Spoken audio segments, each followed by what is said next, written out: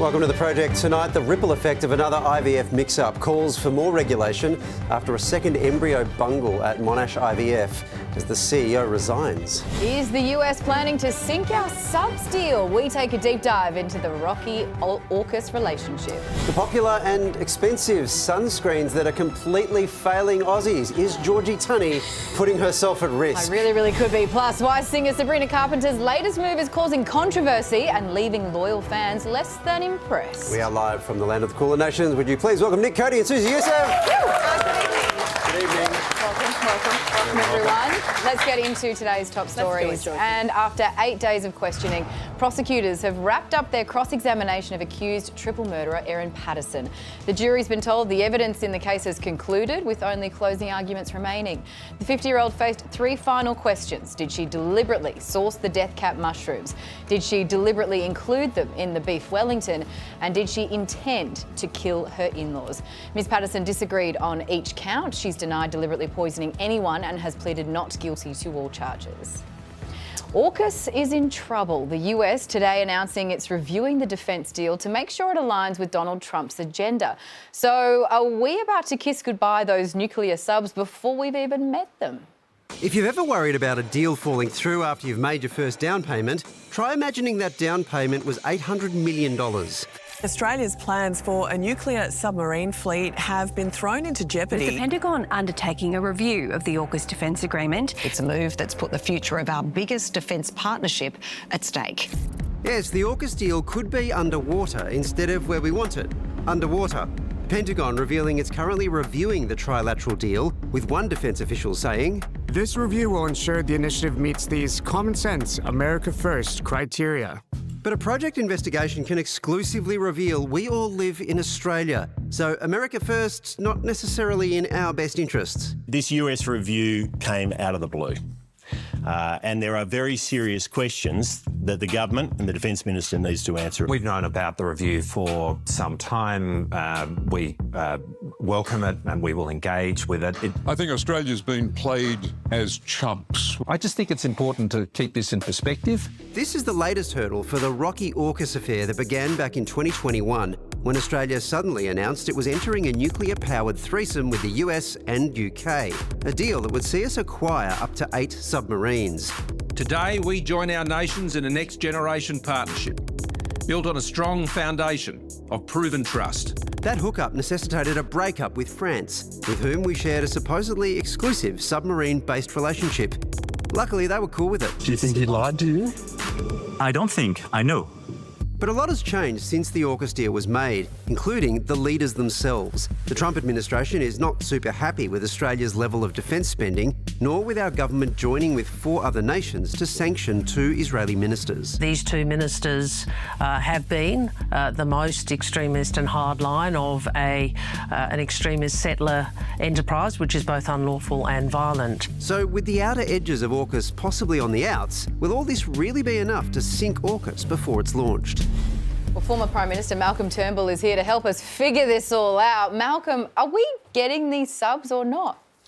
I think it's very unlikely. The terms of the deal that Australia has entered into with the United States says that the Americans don't have to give us any of those subs or sell us any of those subs if they feel their Navy needs them more. And right at the moment, their Navy is short of submarines and they're not producing nearly enough to replace the older ones that are retiring. So I've said this for a while. I mean, this is a very unequal deal. The Americans get a lot of money from us, $3 billion US.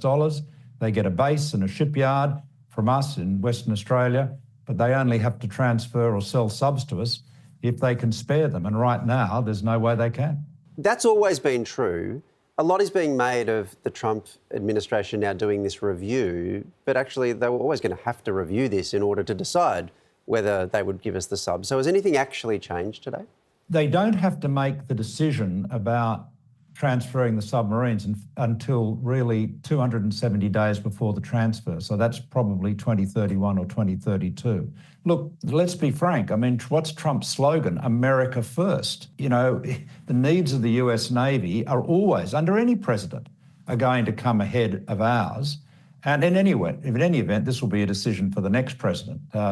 after Trump unless he gets a third term by some manner or means.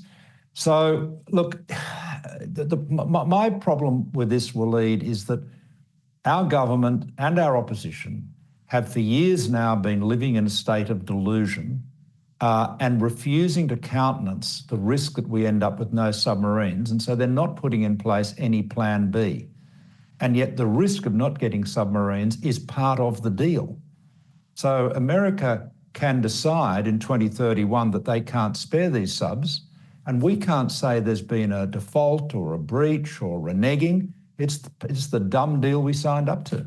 Malcolm Turnbull, Susie Youssef here, political reporter. Let's say they do scrap the deal. Do you think that they'll give back the $800 million? Like, what's their return policy like? What do you reckon? I don't think any chance. I think that would be, yes, no, I don't think so. No, look, they're not, I think I'd be surprised if they scrap the deal. I think what actually, the most honest thing the Americans could do is say to the Australian side, look, you know as well as we do that we are at least 20 submarines short of what we need. You know as well as we do that we're producing about half as many as we need to produce. So the odds are, overwhelmingly, that we won't be able to spare the subs in 2032.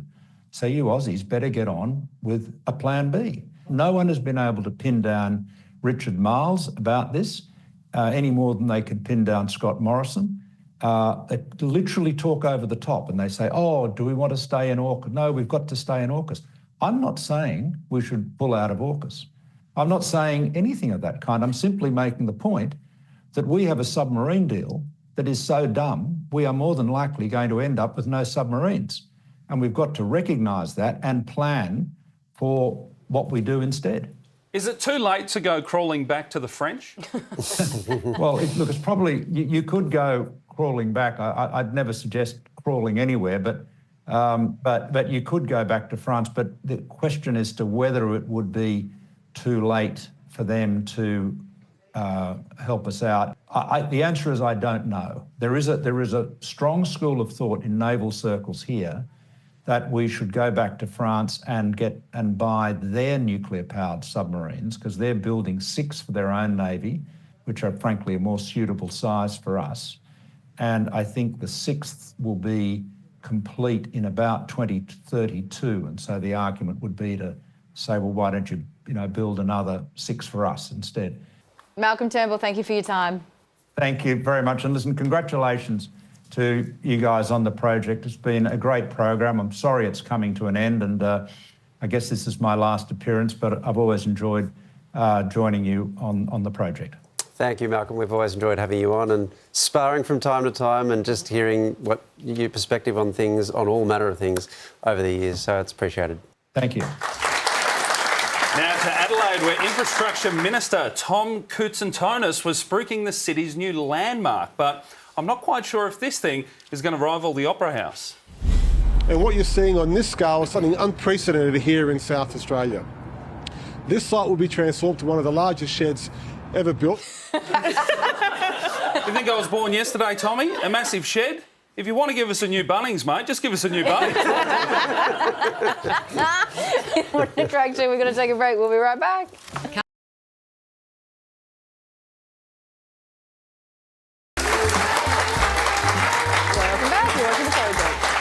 Right now, sunscreen is probably the last thing on your mind, unless you're Georgie Tunney. But what if I told you there's a good chance the next time you slip, slop, slap, what you're slopping might all be a lie?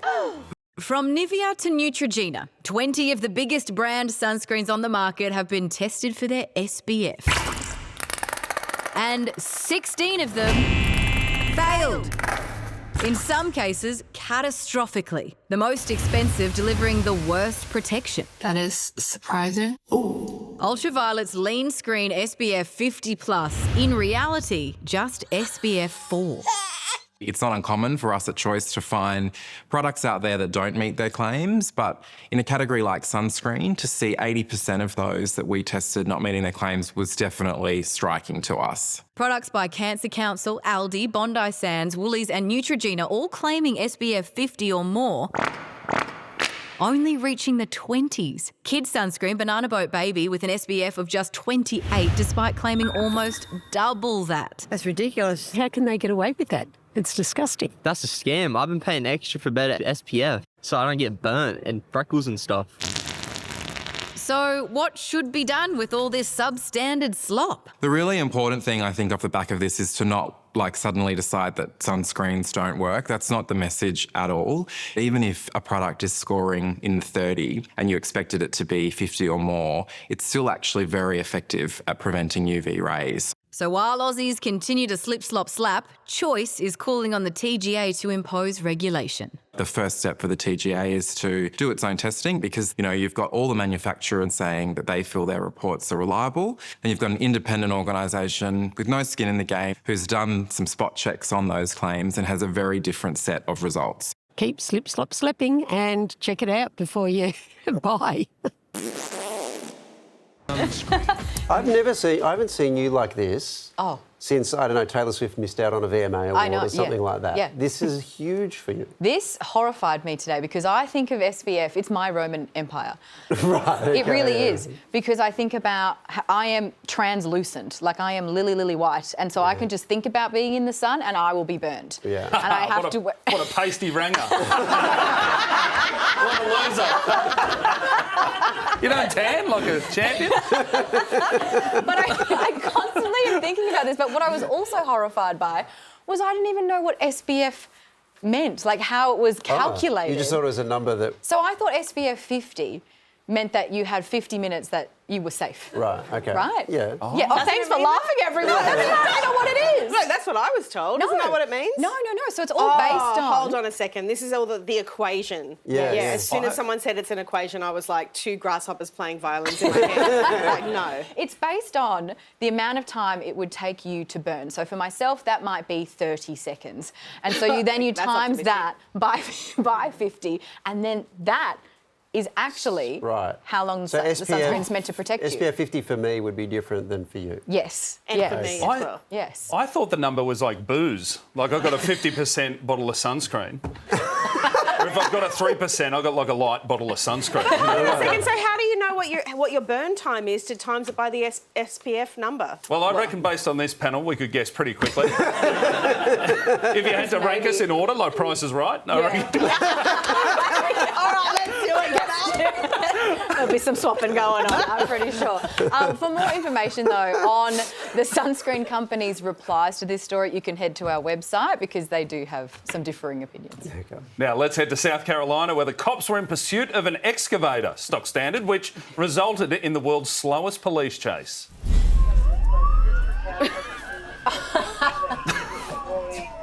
God, I hope they get him. Now, I think this bloke was hoping for this to end like the tortoise and the hare fable. Yeah. But he didn't realise these hares had guns and helicopters. They're the dangerous hares. America's fables. Yeah. Dinosaurs. We are off the break season.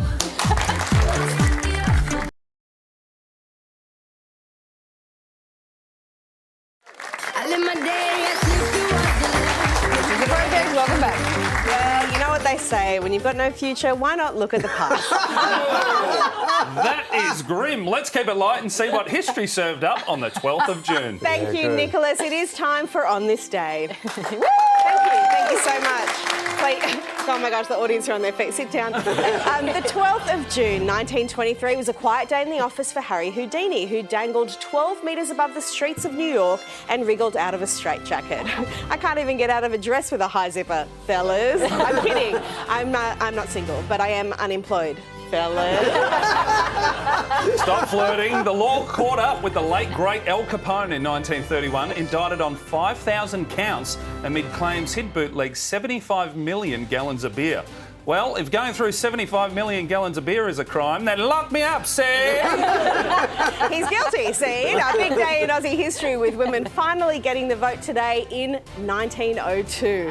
Women of the vote, you say. Equal rights, you say. What's next? Women leading the Liberal Party? No, that'll be 123 years later. In 1991, legendary pisshead Boris Yeltsin became the first popularly elected leader of Russia. Have a look at these moves. Boris Yeltsin, more like Boris Drinking. thinking. He was tall, devastatingly handsome and knew how to crack a whip. And no, I'm not talking about brackets. Remember to change the name from Hamish McDonald closed brackets. Oh, damn it. I did forget to do that. I am talking about Indiana Jones because in 1981, audiences got their first glimpse of him in Raiders of the Lost Ark when it hit screens.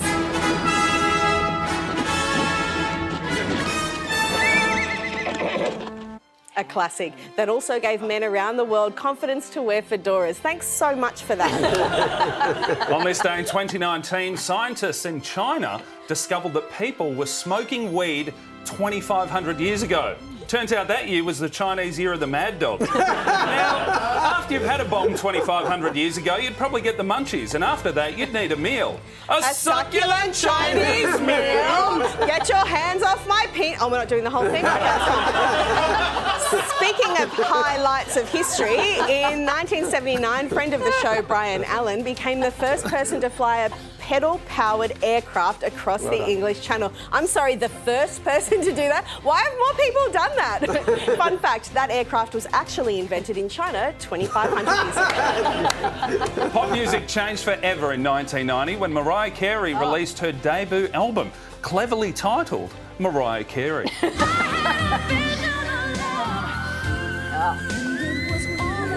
And how's this? 4 years later, she invented Christmas.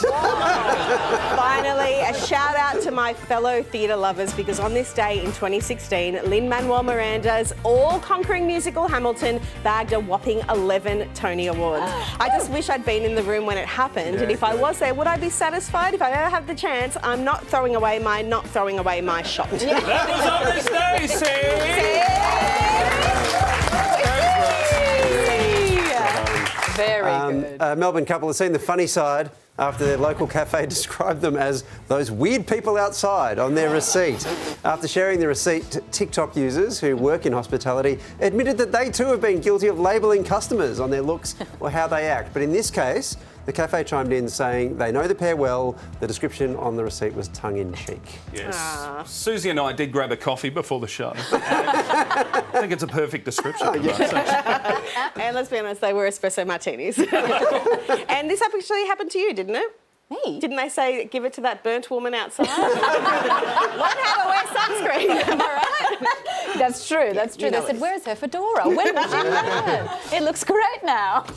Coming up, accused mushroom killer Erin Patterson's final day in the witness box. The latest from inside the mushroom murder trial. Watching the Project CC.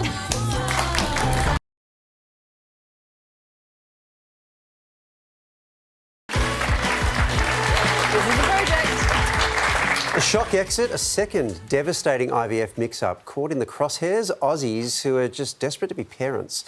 So as calls for tighter regulation intensify, has the fertility industry become a wild west that needs to be brought to order? I just can't imagine the distress they're going through. One of the things that they've probably thought about already is whether they want to keep the child. Michael Knapp, the CEO of Monash IVF, today sensationally quitting, just days after the fertility treatment giant admitted to an embryo transfer mix-up at its lab in Melbourne that led to a woman being impregnated with the wrong embryo, her own instead of her partner's. It's horrifying to me that this could happen. Horrifying. It beggars belief that now this is the second error in as many months. In April, the $27 million company revealing it had mixed up the transfer of embryos at its Brisbane clinic in 2023, which caused a woman to unknowingly give birth to another patient's baby. I hope that alarm bells are going off within the industry. Monash IVF blamed the mistake on human error, the company insisting it was confident the incident was isolated. I've been round this game for a long time. That's the first time I'd ever heard of anything like that happening in Australia. More than 100,000 IVF treatment cycles take place in Australia each year. Extraordinary that there is a second one after the first. Different lab, different state, same IVF clinic, deeply concerning. It's a nightmare Anastasia Gunn knows all too well. Her 3 sons conceived through donor sperm at the Queensland Fertility Group between 2006 and 2014. Anastasia alleges DNA testing shows their eldest is not biologically related to his brothers. We need nationally consistent regulation. We've got 8 different systems, we should have one. Now, Anastasia is speaking out, pushing for clinics to be required to offer DNA testing to patients who ask for it, as she joins the growing calls for urgent national regulation of the fertility sector. Families ought to be protected in this process. The damage could be immense and life-changing. You can't put a figure on it. And Anastasia, who saw in that story, is with us now. Anastasia, what a heart-wrenching moment to receive the DNA results that your eldest had different DNA to his brother's. What was that like? I was at work, I started shaking uncontrollably, went freezing cold. One of the doctors that I was working with said to me, "Oh, you look terrible, you've gone into shock," wrapped me in hot blankets. Wow. And I rang my partner crying hysterically. It was one of the worst days of my life. Oh, Anastasia, just how has that news affected your family? It's completely destroyed our family narrative. So I'm the biological mother of our eldest child, and then when we decided to have more children, we very explicitly stated that we wanted to use the same donor to have more children, and that my partner would be the birth mum. And then our third child was meant to be a beautiful mix of our entire family, where I was carrying her embryo, and so it was a combination of all of us. And that was the story that we raised our boys with, that they shared blood and could see each other in themselves, which is incredibly important for a lot of donor-conceived people. And our belief about what our family was that day was completely destroyed. Is that the kind of thing you can repair over time? Or is that just a wound that can't heal?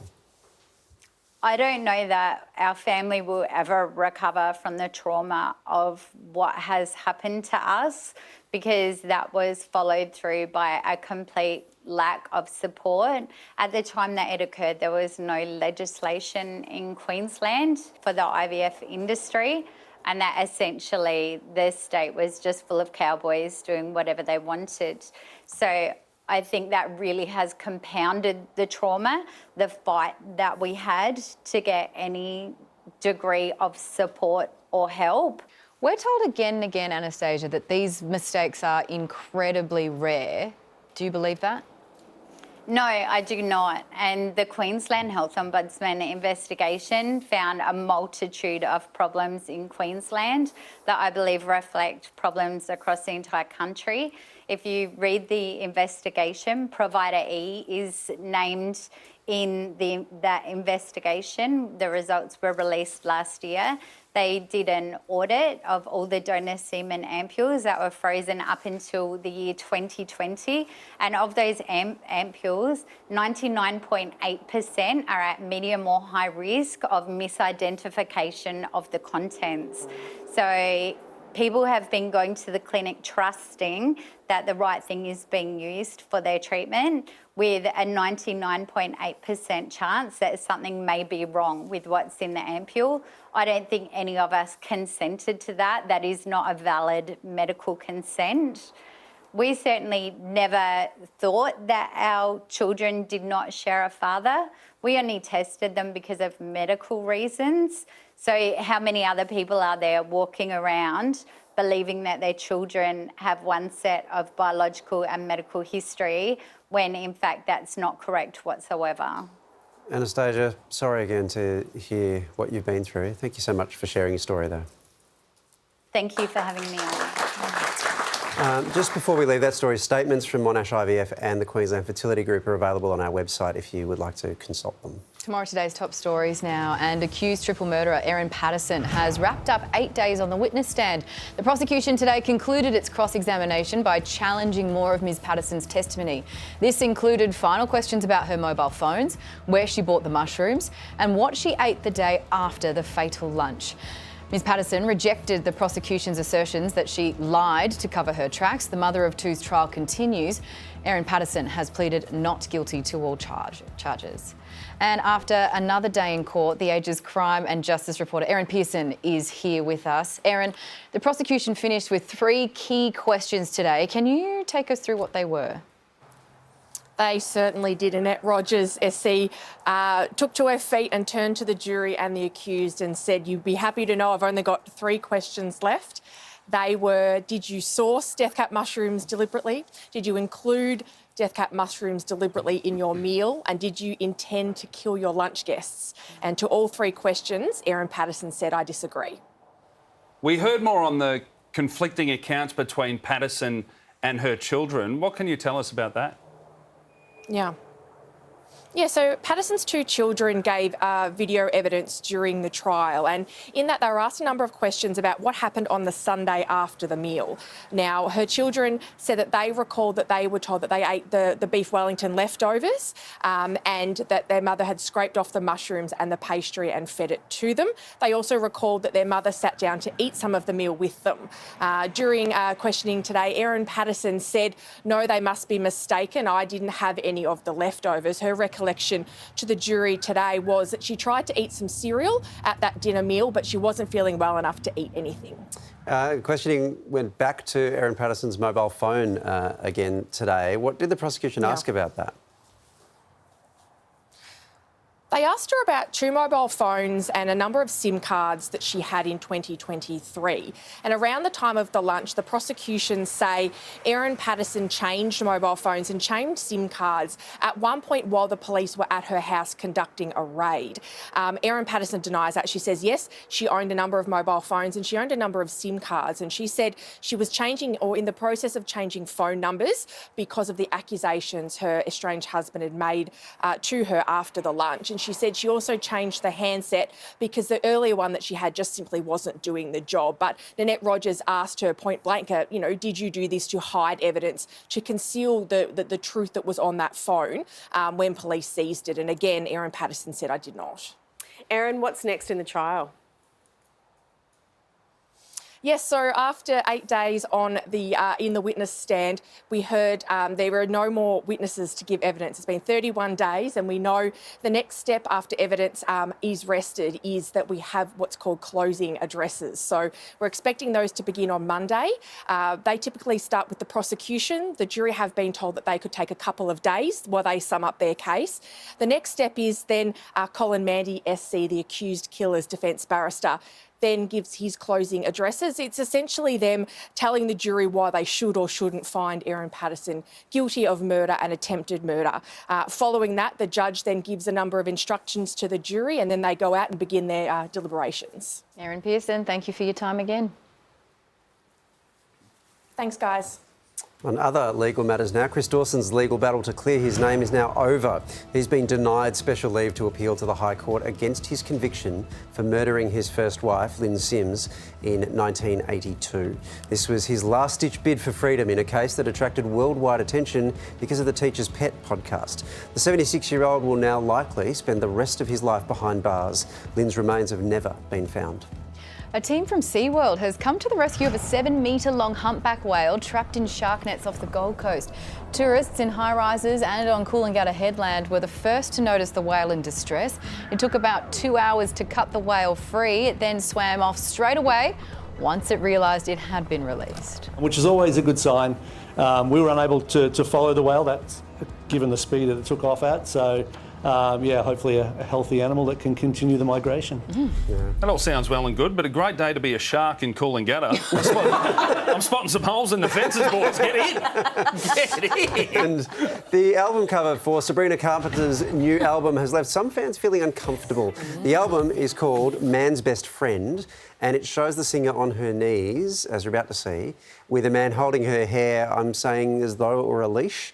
Fans have described it as embarrassing and humiliating, with some even asking if the pop star can change it before the album's release. I question whether or not those people wanting to change it are necessarily Sabrina Carpenter fans and know her work that well. Because Sabrina Carpenter, she has made no apologies for having quite risque lyrics in a whole bunch of her songs. She likes to push the envelope. She likes to be provocative for provocative's sake. And this is called Man's Best Friend. And I have absolutely no doubt that the content of this album and the themes behind it will be a play on this. It'll be a full 180 and it'll be her positioning herself here on the floor as a dog, man's best friend, but she will be then retraining men.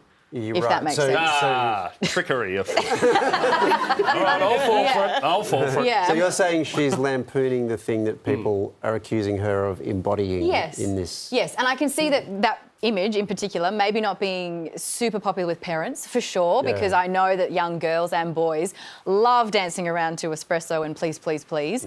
But, you know, other of her songs, Taste, which is one of Nick and my favourite songs. My ringtone. But it is, seriously, it's one of those ones where you still watch the video clip. I mean, there's a lot of blood and gore in that. It's very violent. You know, the lyrics in Nonsense in particular, these songs of hers in the past, this is, you know, what she does. But also, so people don't like it and they're like, I think you should change it. What? Seriously? I didn't know you could ask a pop star, can you change your album cover? Yeah. The nerve. Who are you? Write one hit and then you can ask, I think. Yeah, that's it. If you've got a hit, you can weigh in on this. I'm baffled. She's an artist. Let her do what she wants to do. Yeah, but isn't it more... I think it would be if people felt that she was sending a message that they felt betrayed by, right? I don't think it's as simple as, like, I don't know, I don't like your artwork, can you please change it? It's when people feel that it's some kind of moral wrong or something like that, that's when they stand up. Would you understand that, or would you say, well, tough, this is art? I'm sorry, I've got the succulent Chinese meal thing just going on and on in my head. I did listen to most of what you said. I'm just excited because I've got my next comedy festival tour poster ready. I'll be copying that. Now to Melbourne, where a jewellery store was ram-raided. And this local's opinion of the incident, pretty clear. What do you make of what's happened here? Good job. You know what I love about that? Anyone can report on crime, but he's reviewing them. Solid break-in, got the loot, 2 guns up. There's a gap in that whole market, you know. He's got it. OK, more project coming up after this. Coming up, the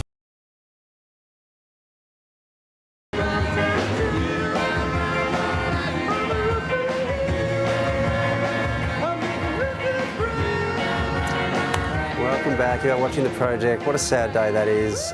This is, of course, the passing of Brian Wilson, who you just saw there at the age of 82. The musical genius behind the Beach Boys, kind of a bit of a reluctant pop star, I think, and a fragile character. But my God, what a musician and what a contribution. The hits. And you know what? Not just the hits. Like, I think I'm guilty of this. I fell into the trap of thinking the Beach Boys were, you know, this surf rock band doing a bit of doo-woppy stuff that's actually not very... I would have mistaken them for being quite simplistic, I think, growing up, because it's just like music that you move to and you're like, oh, yep. It's a bit fun and your head bop and whatever and the harmonies and all that. But then, I mean, he was responsible for Pet Sounds. That's the signature album. It's one of the greatest ever recorded. And I only really paid attention to it fairly late, later in my life. And it is astonishing as a piece of work. It's just doing things that albums had never done. And here's the best way to explain it. That is the album that the Beatles listened to and went, oh my God, the game has changed, and went away and recorded Sgt. Pepper's. Wow. So without this guy... You don't get that. Maybe the Beatles don't become what they become. And the Beatles, they were quite good with it? Yeah, they were. But I'll tell you what, I have a problem with some of their album covers, and I'm going to get in touch with them and let them know they should change you got to. that. Yeah. All right. Yeah. Moving Jackets, what were they thinking? How would you feel about a cemetery being built next door? Well, the angry residents you're about to meet are dead against it. Douglas Park is a beautiful rural little village. It's got a strong community flavour, and it's also got the beautiful Nepean River and river ecology that we're huge fans of. 76 kilometres southwest of Sydney's CBD, this leafy street is home to around 100 residents. Everyone's very supportive and community-minded, and just a lovely place to live. But it might not be for long if a proposed cemetery gets greenlit. At no point did we think that we're going to end up living across the road from a massive big cemetery, not a little cemetery, a big cemetery. And not for any weird, spooky reason, mate, but just if you're going to live near a cemetery, you should be able to make that choice. This is the site earmarked for the Douglas Park Memorial Park. In 2020, the Wollondilly Shire Local Planning Panel approved a concept plan, but a new proposal is seeking to expand that to 37,000 spaces. That's a constant reminder of one's mortality, which is okay, mate, we're all going to die. However, I think that to have that imposed upon you is not a fair thing. Assessed as a state-significant development, even Wollondilly Shire Council doesn't get a say. The approval ultimately up to the New South Wales state government. We really would like to see them reassess this proposal. Fundamentally, we don't think that what is being proposed is suitable for that particular site, and thinks that we think it needs to be reviewed. Locals say one of the main access roads is this narrow gorge, one they already struggle to navigate without additional traffic. And just centimetres below the dirt, sandstone that will need to be crushed if bodies are to be buried there. My main concern is the construction. I'm really freaking out about a crematorium. I'm immune suppressed and I've got health issues. So the air also got a lot of sandstone, so it's silica dust. Like council, State Member for Wallandilly Judy Hannon also objects to the plans. I'd like to see them do something else and sell that off as a bit of farming land. Leave the wombats and kangaroos that are around there alone. There's also the associated activities with maintaining a cemetery, the pesticides and herbicides and all the other things that will go into it. And it floods over there and comes across the road and it leaks into the tributaries that flow into the river from there. So we're worried about what sort of chemicals and things will flow into that overflow and into the river. While most residents are worried about the environmental risks, there are others who worry about the emotional toll. You don't want to look out the window and see that. Burials taking place and the crematorium packed to the hill. I've also worked with a lot of women who have suffered from domestic violence, and I come home for peace and quiet. And right across from our house is going to be the entranceway. Local musician Paul Grisson mobilised action against the development, but last year he had enough, deciding to sell his forever home and move 20 minutes away where his views weren't to die for. I spent like 2 years working on trying to stop that development. I didn't have that mongrel left in me, mate. I just didn't have any more of that in me. Today, others have taken the baton, hoping that people power can do what council and community objections so far haven't. Stop the cemetery from ever breaking ground. Well, we're bracing ourselves for the worst because experience has told us that that's what happens. But we just feel like we shouldn't give up fighting, even if we have to fight right till the end and the decision goes against us. At least we gave it a best shot and we stood up for what we believed in. Fascinating thing that's happening to them, because I feel everyone at home and even for ourselves, we can have this concept of, oh, cemeteries, yep, they exist, of course they do. As soon as you get one directly next door to your house though, yeah, I think there would be a lot of people who consider, hang on a second, does changes that bother me? Changes the vibe, doesn't it? Apart from anything else, but this is presumably a new problem, because a lot of cemeteries probably existed in areas way before people moved into them, so you knew what you were buying into. But for a cemetery to be moved into your area when you're already there, I think all power to them to say this is not for us. And just one of those weird situations where the council doesn't have a say. I get there are times where that's important, that's necessary, but it's just a mind-bending thing to have to try to deal with. You know who I think is keen in that town? The florist. Yeah. They're just at the town hall meeting going, think it through, guys. It's actually a pretty good idea. Maybe Liz out of town comes in for work. We reached out to the applicant, Benema Proprietary Limited. In a statement, they claim more than 94% of the trees will be retained. Excavation works will be in accordance with an approved construction management plan. There's more. The full statement is on our website. You're watching The Project. We'll be back after this.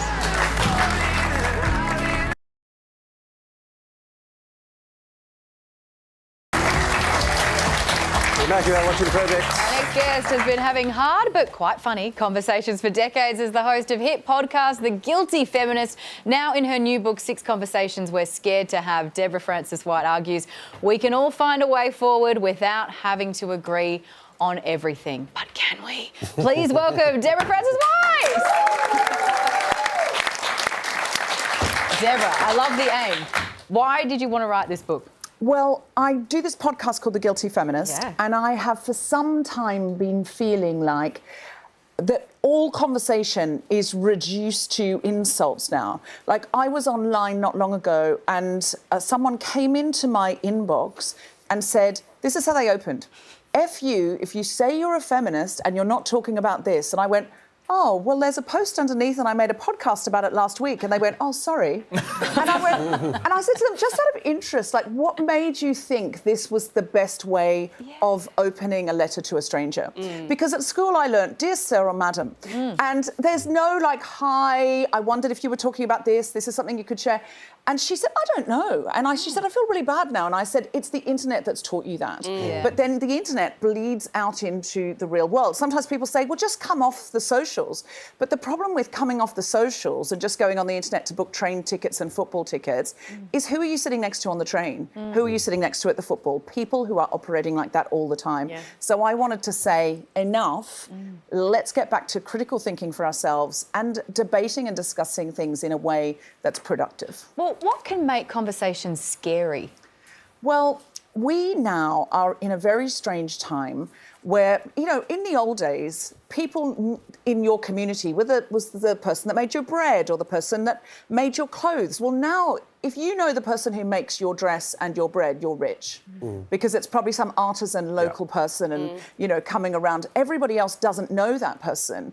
And so our community often becomes the people online that we know because we communicate with because maybe they like Doctor Who, or maybe they're into the same kind of band that you're into, or maybe they share your values politically. And so what's happened is the way that we empathise has changed. And a lot of times people say, well, social media lowers your empathy, you know, it's all keyboard warriors, you can't see faces. But in doing research for this book, 6 Conversations We're Scared to Have, available now, I discovered that isn't true. Actually, every single day, the internet demands that we become more and more empathetic to fewer and fewer people. It's tribe. It's right. Tribal selection, So now, if I agree with you, I have to agree with everything you say. I have to back you. I have to endorse you. I can't disagree with you. I can't say, but what about this, though? What's the nuance of that? Because then you'll go, get out, get into the other team. And so I have to be really empathetic to everyone around this table. But if someone over there thinks differently about something, I mean, we saw this in the UK with Brexit. I use this example in Australia because no one will be offended by it. And if you vote leave, we're not talking to you. If you vote remain, you're foolish, or whatever it is. And so I really saw it there. It made people completely tribal in their own communities. And what it meant was I can only have empathy for my side. And we need to get back to thinking about what empathy really is. There are 2 kinds of empathy. Cognitive, I know how you got there. Or affective, I know how you feel and I can feel with you. And now it's like, don't even have cognitive empathy for people.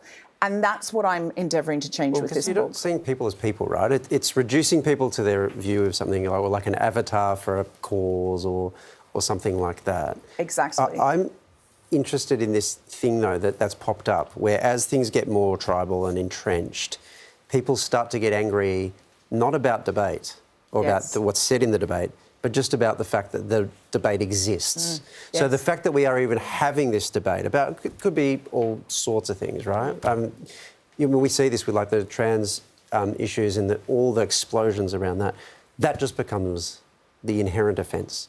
Do you think there's a way for that idea to dissolve? Well, I have a whole chapter and I'm in the book about gender nonconformity, and I'm looking at different models for thinking about it so that we just start afresh and come at it with armour down. And I'm very much an ally to my trans brothers and sisters and siblings because I feel like it is such a difficult time to be trans. But I want the chapter to be welcoming, inviting, nuanced, interesting and thought-provoking. And the book's funny.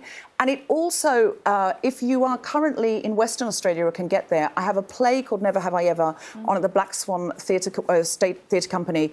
And it's on opening this weekend. And it has similar themes, not trans themes, but about...